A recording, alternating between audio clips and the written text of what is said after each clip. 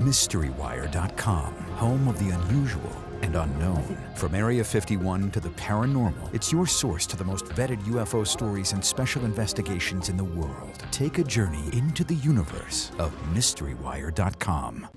Well, being a hypnotherapist is very interesting because there are many, many applications of doing that work. And I have been specializing in doing regression therapy, hypnotic regression therapy. Mm-hmm.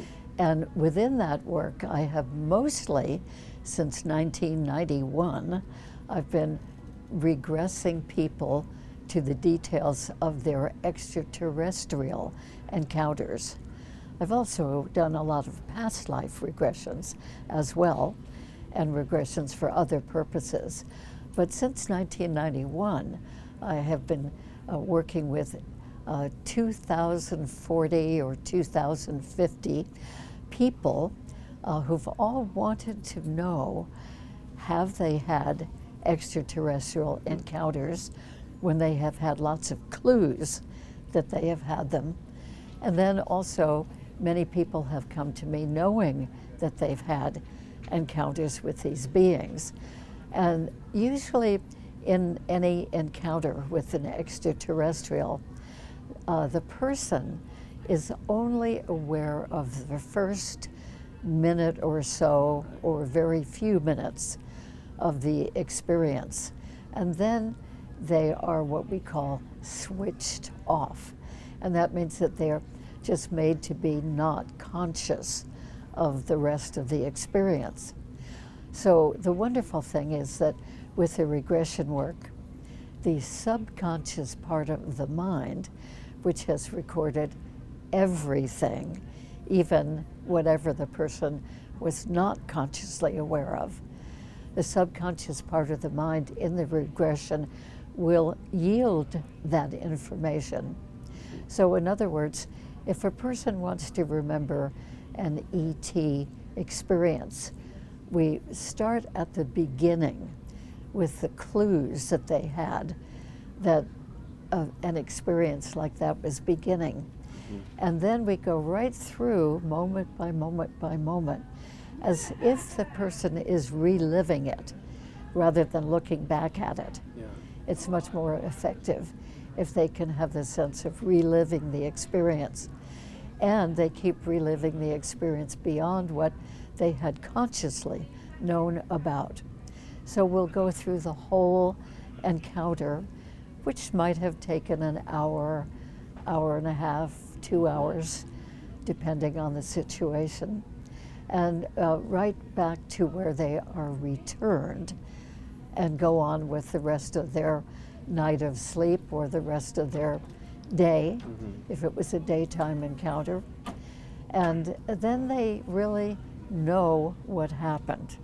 And the purpose for finding out really is so that the person can validate what they thought might have happened, and also for them to integrate the new material, the new realizations. And that's very good for mental health and psychological well-being. Then they can deal with the experience better. So many people have carried these little bits and pieces and hints of the beginning of an experience. And they may have carried that for 10 years, 20 years, 30, 40, 50, 60 years. And finally, they've wondered all these years about what really happened. Was there more to that than what I was aware? And so finally they find out what the whole experience was. And then that's just better for them. Mm-hmm. They can sort of process it, they can talk about it, they can remember it, basically work it through, which is a very great help for people. What kind of indications have people told you that, like you said, that you start at the beginning where they might have an inclination that something happened at some point? What would be an example of that if I'm just sitting here going, what have you heard? Oh, yes, well, many, many times what I've heard is that a person would be in bed at night, sound asleep, and for some reason waking up, wondering why they're waking up. And very typically, they will see a bright light outside the window that they've never seen any other night. Or they'll see a light coming in the window, or they will see orbs of light or little sparkles of light sort of circling around in the room. Or the room might even be full of bright light, and they know that there was nobody there to turn on a lamp, and the lamp isn't that bright anyway. Or they'll wake up and they'll just sense that somebody is there in the room, and they'll look around, and then they will see that there is somebody, typically 1 or 3 beings.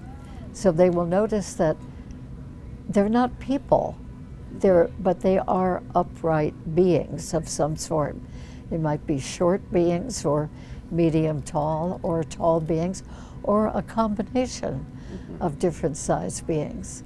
And I always, when conducting the regression, ask them to take a good look at those beings and describe them in as much detail as they can. And then, of course, I ask what seems to be happening, and the person very typically at that point, after a few moments, is not able to move. They feel paralyzed. And also they realize that they can't call out. So even if somebody is sleeping in the bed next to that person, that other person seems to be totally zonked out. We call that, again, being switched off. And so the person can't call out, can't move, try to wake up the person.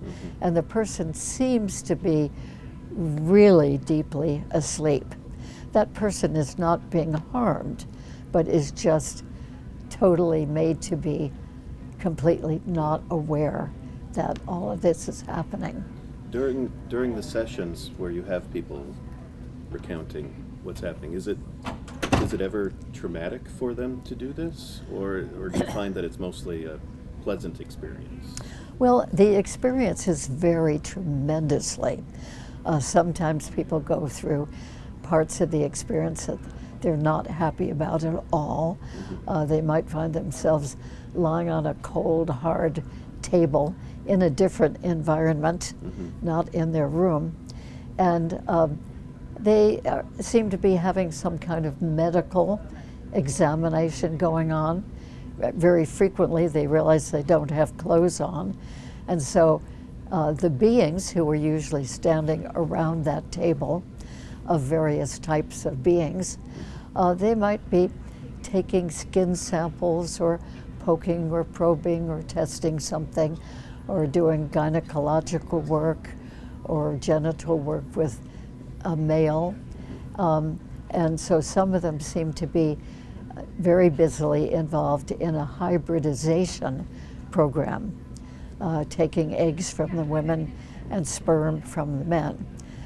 However, many other people, or some of the same people on different occasions, are lying on a table, but they're being healed, helped and healed of something, some physical condition that they have, even a very serious condition like terminal cancer.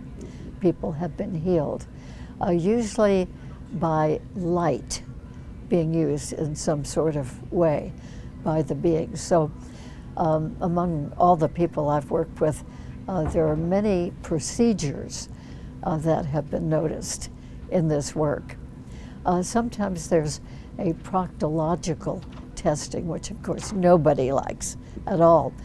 But some of my clients have been told by the beings that that particular examination is more helpful to them determining what's the functioning is of all the systems of the body, and therefore it's more helpful for the person because if they detect from this test that there's a problem with the liver or the kidneys or whatever, they will either then heal that condition, or they will tell the person, when you go home, go to your doctor and have that organ of your body checked. We have detected that there's something wrong with that organ. So what seems to be very unpleasant sometimes for people turns out to be very, very helpful in many, many cases, and even life-saving in some cases. So some of the beings are very involved in doing that sort of thing. It would be the equivalent of our scientists or our doctors. Some of them seem to really want to know about the workings, the physiological workings of human beings. They want to know about our species, just like we study other species here on Earth, various types of species. So some of them seem to be more scientifically bent in that way. And some of them seem to be really benevolent beings, that if they know that there's something amiss medically with the person who's there, they will do everything they can to warn the person or fix that problem themselves. So there are many, many cases of people being healed by extraterrestrials in these encounters. I also know that there are many people who are healed right at home in their own beds. I know a number of cases like that. And I've known of people who've been totally exhausted and mentally frazzled, just a really bad time in life. And then maybe in their living room or their bedroom or their easy chair, the beings will come and do some healing work, sending energy to the person or healing them with light. And then the person feels really renewed and reinvigorated and goes on much more healthily with life. So there are a lot of good things that happen from many of these beings, even though, understandably, the beings are very frightening at first, until the person realizes, wow, they're really helping me, or they're teaching me. In many cases, the beings will teach the person wonderful skills, like how to heal other people when they go back home again, or how to heal animals, or they'll really stimulate them in developing psychic abilities, a whole range of psychic abilities.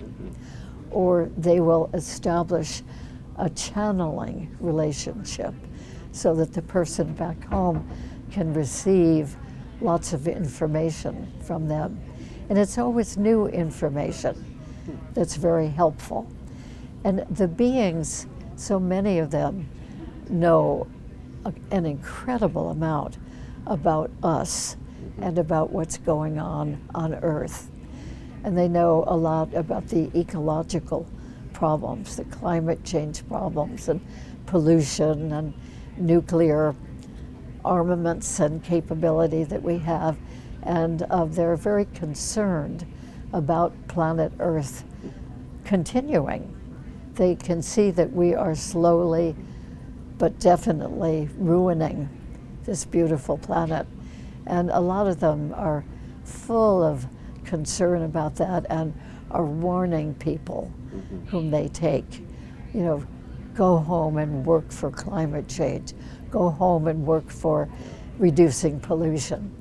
You know, go home for, you know, farming in sustainable ways that are healthy for people. And so they give a lot of advice and suggestions for the betterment of humanity and the betterment of Earth. So I would like to mention that one of my great interests in this whole field is about children children who have extraterrestrial experiences.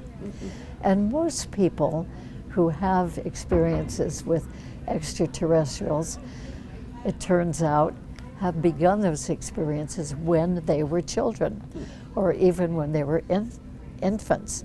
So another wonderful woman, Mary Edwards, and I have combined together to create a book for children, Kids' Adventures with E.T. Friends in Space.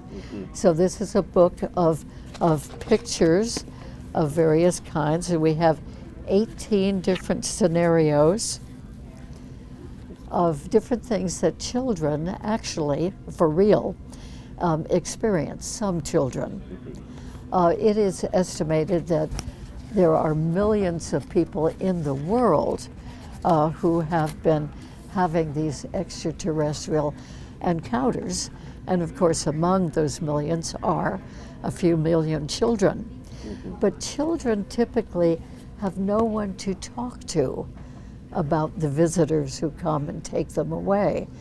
And very often, if they'll tell a parent or another adult that these things have happened, the parent will say, "Oh, you have such an imagination," or "It must have been a dream," or "It must be your imaginary friend." And so very often children, for many, many years, will harbor the memories that they had visitors in their room, or strange lights, or were taken out through the wall, peculiar experiences like that. And they have different reactions too to those experiences. Some children, the fortunate ones I think of these beings as their friends. "Oh, my little friends came." Or some of them think of them as more strange and say, "The monsters came last night." And very frequently, children will report that the being, my friend or the monster or whatever, came out of the closet again.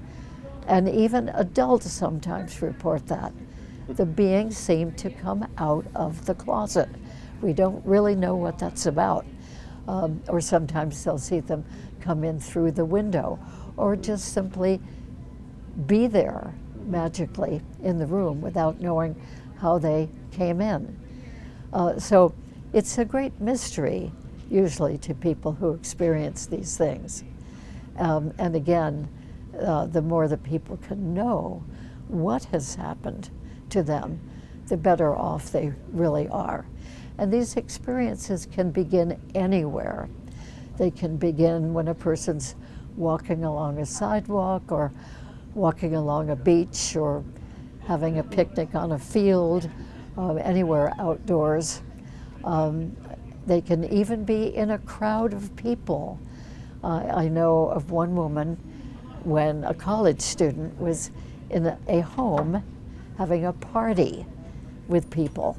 And so they were drinking beer and they were smoking cigarettes, and suddenly the front door opened because a UFO had landed in the field across the street. The front door opened and 3 extraterrestrial beings came in, and immediately everyone in that group of people at the party were sort of frozen, that is, sort of stopped, paused, whether they were about to extinguish a cigarette or pick up a glass of beer or whatever they were doing, or just in the middle of a conversation. So everyone sort of went still and not conscious, and the college girl was taken out by the beings, put on the UFO, and an hour and a half or so later, she was returned through the front door back into the chair she'd been sitting in, and the beings left, and everybody kind of came to and put the beer glass down or picked up the cigarette or whatever they had been doing when the experience began. And they knew nothing about it. Yeah. All they noticed was that there was missing time of an hour and a half. And while all of this was going on. And I've known of a number of cases, even in big office rooms full of people, where these encounters have happened for one person and everyone else is just paused or switched off for the duration of that encounter. Now, real quick, we'll wrap this up. Take us back. What got you into this field? Have you had an experience? Okay. From whether it was 5 years ago or 50 years ago. What led you down this path to help people this way? Well, in the mid-1980s, I was taking 5 years of training to be a past life regression therapist. And at the end of that training, 1988, the woman training us said to our group of trainees, those of you who are doing regression work need to know that it could happen that sometime someone will come to you with a complaint of being very confused, baffled, even traumatized in some cases, because unusual beings who are not human, who don't seem to be from the earth at all, have come to them and taken them away for a while. And they are totally confused about what's happened to them, what that was all about. And so they might come for regression work to find out the details.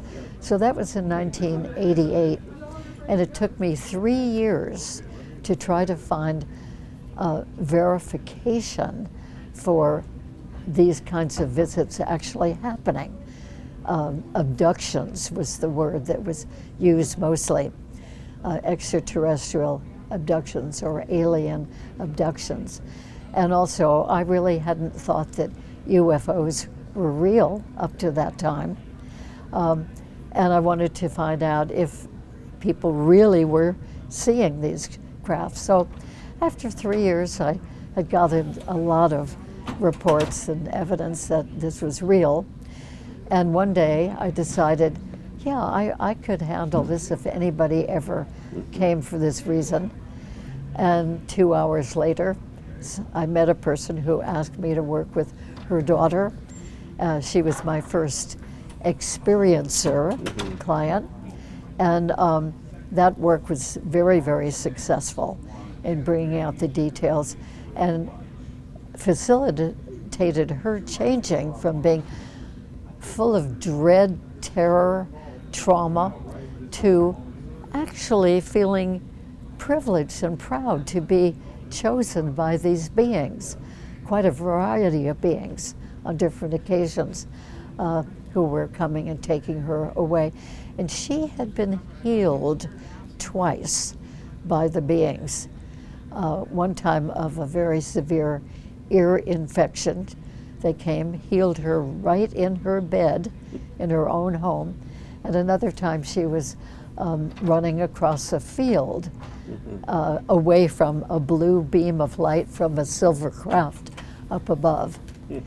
And the blue beam healed the chronic back pain that she'd had for 2 or 3 years. And so that and other incidents made her feel, this is really special. I'm actually fortunate to be having these experiences. So many, many people come with that sort of fear and dread and confusion and trauma. And then my experience in working with people is that even after one regression where they really know what the whole experience was, and so frequently that there were really some good aspects in that experience, which they never would have guessed about, that it really makes a difference. And they can integrate it and work with it, adapt to it, and their lives are better. That's great. Yeah, so it's really work that I think is well worthwhile. I feel extremely privileged that people come to me and get help in this particular way.